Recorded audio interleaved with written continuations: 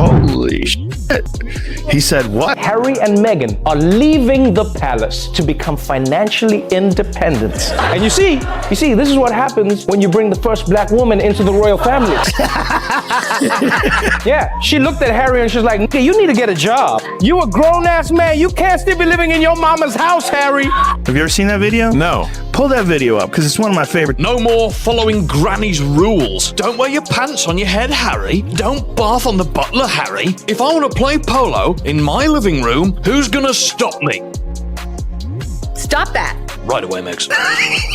When Trevor Noah went after Meghan Markle, it felt less like comedy and more like a trial. The crowd did not laugh softly. They laughed sharp and uneasy, like they knew the truth was being pulled into the open. Damn, Harry and Meghan are losing their titles? That's the most embarrassing royal loss since William's hairline.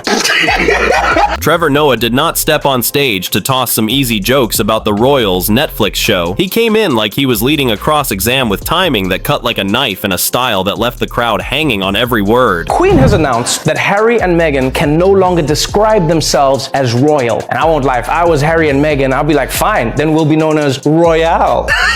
Meghan often brushed off hate by calling people jealous or biased, but that night an award-winning comedian broke through. He was not just joking, he pulled apart her image piece by piece, exposing the fake shine of interviews and posts, and with every sly grin from Trevor Noah, the room shifted from laughter to truth that no one could ignore. Although I do have to admit this, right? I always find it weird when people introduce a new baby. Because if you think about it, there's such a big contrast between the end product and how it was made. The result of our sweaty night of just raw dogging, #blessed. Trevor Noah kicked things off with a strike. Meghan did not expect he went straight for race, the space she believed was untouchable using his South African background and lived experience. He exposed the coded words in her coverage and then turned it around, leaving the crowd stunned at how easily she played those narratives to her advantage. Now the big question is, if Harry and Meghan come to America, where they're gonna live? Everyone wants to know. I think they'll move to LA because Meghan is an actor and then she's gonna want to work again, and then Harry can just join the cast of Real Housewives of Beverly Hills. Yeah, just be like fighting on TV. I know what you said about me, Diddy. Say it to my face. Trevor Noah tore into their marriage, showing Harry as a prince with no purpose, and Meghan as the Hollywood climber who networked into royalty. The highlight was Noah joking about Harry chasing cartoon voice gigs while Meghan worked the crowd. What's funny is that no matter what job Prince Harry gets, you realize he's still gonna be Prince Harry, right? Can you imagine being his boss when he screws up? Like, what do you call him in and say? Prince Harry, get in here, your majesty. You blew the Henderson account, my lord. Clean out your desk and may God save the queen. The scene he created was not just comedy, it was pure humiliation. Instead of looking like victims, they came off as fame-hungry celebs trying hard to hold on, and in only a few minutes, Trevor Noah shredded Meghan's carefully built brand, leaving the audience roaring with laughter and Meghan's image hanging by a thread. James Corden is a 12-time Emmy winner and the host of The Late Late Show. He's also living proof that a man can move from London to LA and not tell everyone about his frostbitten penis. That was just the start. Once Trevor Noah lit the spark, comedians everywhere jumped in, from late-night hosts to podcast giants. Even Conan O'Brien turned the wax figure story into a wild bit that left them looking anything but royal. And this is sweet. Meghan Markle said she has a finger they can use if they need it. On Saturday Night Live, Meghan and Harry turned into a constant punchline, with Mikey Day acting as a silly, clueless Prince Harry on talk shows while the rest of the cast clowned on Suits, making it seem like a tired old show the world had to suffer through because of Meghan. You know, I mean, she used to be on Deal or No Deal. Look, she was on Deal or No Deal. Yeah, that's right. And then the wife convinces you to leave the royal family. Like, I'm out. I don't need you guys. Which is crazy, because don't you just get free money? Joe Rogan flipped his feud with Harry into comedy, saying he first thought maybe the prince was right before roasting him. And by the end of that week, Meghan's name had fallen from headline to punchline, with jokes turning into skits, monologues, and viral clips locking her into the list of celebs America mocks non-stop. Hi, oh my God, it's been so long, Miss Meghan Markle. When it came to British comedians, the tone was far sharper than the Americans. These were not lighthearted jokes. They were brutal blows from people raised in the shadow of the crown. Andrew Schultz did not fake sympathy. He cut them off in one chilling line that first shocked the crowd and then sent them into laughter. I mean this sincerely, Prince Harry and Meghan, we don't give a America don't give a fuck about you. 𝐃𝐢𝐬𝐬𝐿 came at it differently, imagining a rough, alternate world where Meghan was still struggling in Hollywood, chasing small background roles with no crown or royal shine attached. We know what that means. That's LA. She wants to be famous. She found the guy to make her the most famous in the world, and now she's over there and she's like, if she didn't marry him, she would be on The Bachelor this season. She would be Megan M. from Sherman Oaks barista. She's just got lucky. Simon Brodkin stepped up next, famous for roasting big names right in front of them. He shredded their Netflix doc with a single cutting line that made the entire series feel like pure self-promotion. I watched the Harry and Meghan Netflix documentary. Before I watched it, I was not a fan of theirs. I fucking hate them. The harshest hits came not from a stage, but from animation. The show, the prince painted Meghan as hungry for fame and Harry as a lost man with no direction. Their royal exit shown not as freedom, but as a planned career move. What the f*** is going on with Harry? How dare you? I'll say whatever I want. You're in my house now. You want a piece of me? I will f*** you up, girlie. The focus is starting to shift off of me. In the UK, people did not see it as a sad love story that collapsed. They saw it as a flashy horse stunt that flopped. And while American comics moved on, the British kept circling back, turning every Sussex interview, every Netflix scene, every podcast quote into fresh ammo. The point was obvious. In Britain, Meghan was not just famous. She was a game everyone loved to play. Careful, Harry. I spilled some essential oils on the floor.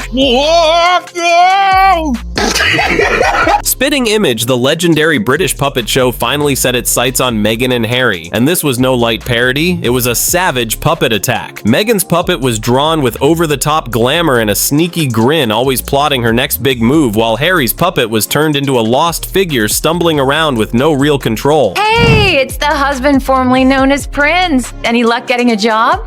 Oh, they had me driving for Uber Eats, but there were too many damn rules. Don't touch the food, don't taste the food, drive on the road. I'm sorry, Rowdy Weddy.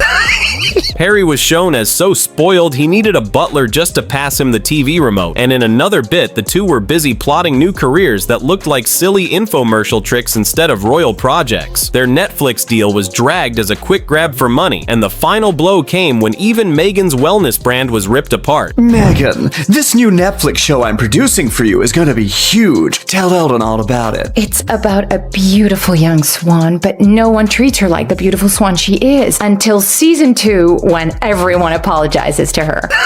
One skit showed Meghan selling awful smoothies that made the puppets gag, and that was the power of Spitting Image. It exposed the gap between their struggle speeches and their rich lifestyle with mansions and jets. Their post-royal image became an easy target, and the clips stayed online, keeping them a non-stop joke. Tell me, everyone knows you're the bear who likes to shower. What's the secret to your eternal personal glow? Well, Harry, I'm glad you asked me that. As you know, I'm a huge fan of South American product. Is it Colombian? No, 100% Peruvian, biodynamic, organic, catastrophic, Yes, I've tried it, and the results were incredible. British comics had been tough, but Jimmy Carr crossed into full controversy. He came on stage sharp and direct, leaving no space for Meghan or Harry to hide. Then he dropped a punchline tied to the royal succession, and the crowd roared even louder as if the danger made the joke hit harder. I said Meghan Markle is, of course, a lifelong feminist, which she's demonstrated by marrying a prince and giving up her job. The card he's playing is, I'm a victim, and you go, no, you're not a fucking victim. The moment the clip spread online, it ignited a storm, splitting opinions. Some called it dark comedy at its finest, while others saw it as reckless and risky, sparking think pieces, radio debates, and TV pundit arguments. But the twist was the outrage only amplified its fame, turning the joke from a fleeting gag into a landmark moment everyone remembered in the Meghan and Harry roast saga. I said H was H, H was accepted. H has been, H is, and H called me in with H, and H was out, and with H. Everyone quickly saw Meghan and Harry were not just funny targets, but a cultural phenomenon. Everyone wanted to join in. By the time the pros finished, the internet took control, turning TikTok, YouTube, and Twitter into non-stop roast arenas, where clips of the couple were chopped, remixed, and twisted into wild memes that spread like wildfire.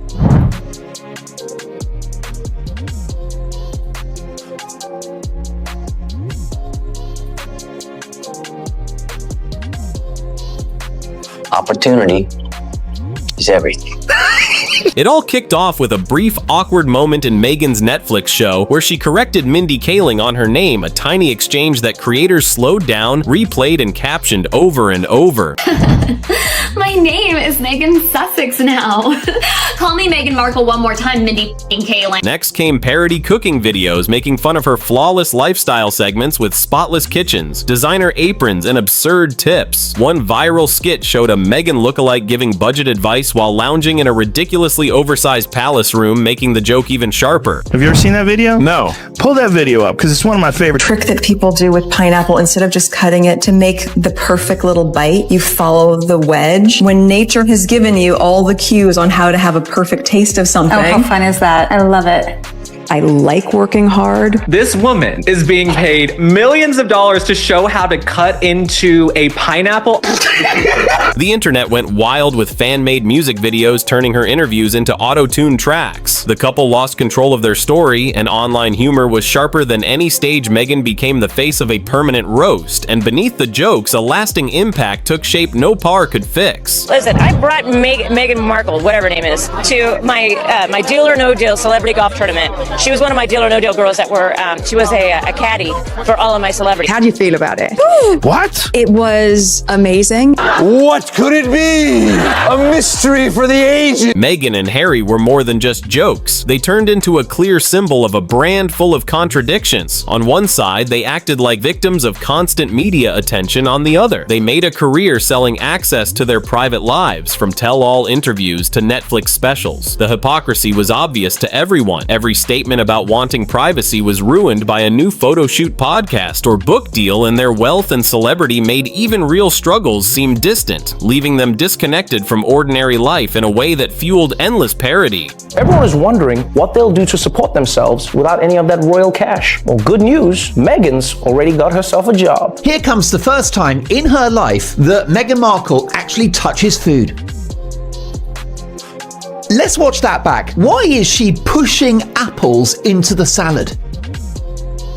You're definitely a unique person. The roast kept going, and it became obvious it was never just about one scandal or mistake. It was about the big gap between the story Meghan and Harry wanted the world to believe and the reality everyone actually saw. Once the audience sensed that disconnect, every move they made, from interviews to red carpet appearances to social media posts, became fuel for satire. Every smile, every comment, every attempt at privacy was turned into jokes and memes. And in the age of social media, there was no escaping it. The internet kept looping it, captioning it, remixing it, and sharing it again and again, making it an endless cycle of ridicule that followed them everywhere and made every public appearance another chance for the world to laugh and parody them. Do you see any of the real Diana in Meghan? Did you? No. Really? No. Sorry. Wow. After Trevor Noah fired the first shot, what followed quickly turned into a full-scale cultural ambush. American comics, British satirists, puppet shows, and millions of online creators attacked Meghan and Harry's public image from every possible angle, from interviews to red carpet appearances to social media posts. Nothing was safe, and here is the part they cannot control. Once you become a running joke, every new interview, every posed photo, every authentic moment risks becoming the next viral roast. The problem is not just the comedy, it's that the punchlines keep exposing a truth the Sussexes cannot rewrite. They built a narrative full of contradictions, and comedy has a way of finding every crack, which leaves one big lingering question. Can you ever reclaim your story once the world decides it is funnier without you? And if you want to see just how far this relentless satire went, including the exact moment Meghan reportedly lost her cool over spitting images, brutal portrayal, check out my previous video right here on If you thought this was savage, you have not seen the full story yet. And if you want to catch every juicy detail and see all the latest celebrity gossip, make sure to hit that subscribe button and follow my channel 𝐃𝐢𝐬𝐿 Reports for non-stop updates you don't want to miss.